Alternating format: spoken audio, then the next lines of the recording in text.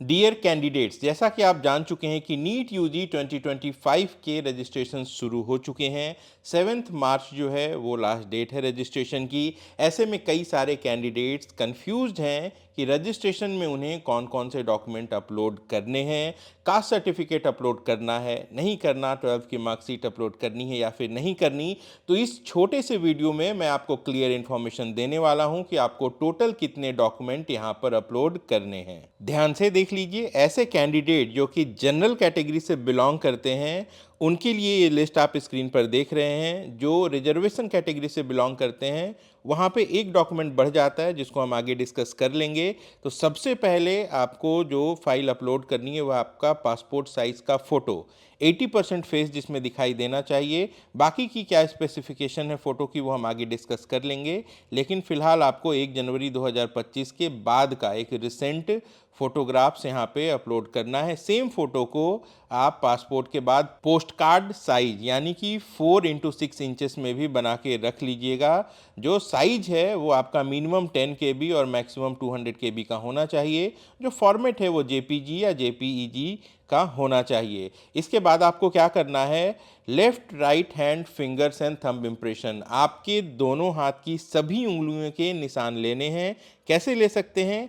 Ink pad पे आप अपनी सारी फिंगर्स को रखेंगे और उसके बाद एक वाइट पेपर पे आप उनका इम्प्रेशन निकाल लेंगे। अगर इंक पैड नहीं है तो बहुत आसानी से बॉल पेन के जरिए फिंगर्स के टिप को आप अच्छे से कलर करेंगे और उसके बाद बारी बारी से दोनों हाथ का अगल बगल एक सेम पेपर पे आप इम्प्रेशन निकाल लेंगे और उसके बाद उसको स्कैन करके या अच्छे से कैमरे से क्लिक करके आप यहाँ अपलोड कर सकते हैं। साइज जो है 10 KB से लेके 200 KB के बीच होनी चाहिए। जो फॉर्मेट है वो JPG से JPEG का होना चाहिए।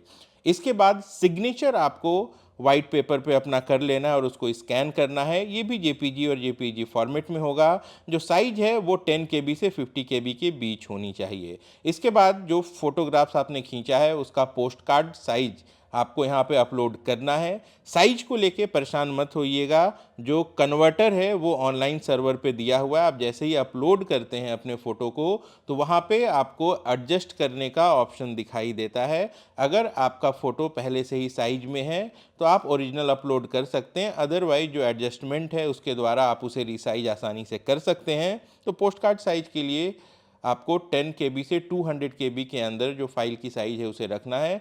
JPG और JPEG फॉर्मेट यहाँ भी चलेगा। इसके बाद देखिए 10th की मार्कशीट आपको अपलोड करनी है। ये PDF फॉर्मेट में होगी। साइज होगा 50 KB से लेके 300 KB तक। 10th की मार्कशीट के बाद आपको 10th के ही सर्टिफिकेट को अपलोड करना है।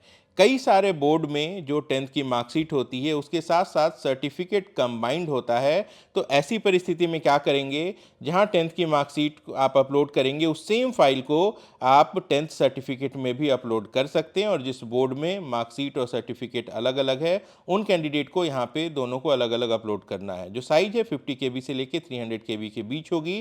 जो फॉर्मेट है वो PDF होगा। देखिए इसके बाद आपको क्या अपलोड करना है, आपका एड्रेस प्रूफ। अगर आपका परमानेंट एड्रेस और प्रेजेंट एड्रेस अलग अलग है तब आप क्या करेंगे, दोनों का जो प्रूफ होगा उसको मर्ज करके एक सिंगल PDF फाइल बनाएंगे जिसका साइज फिर से 50 KB से 300 KB के बीच होगा।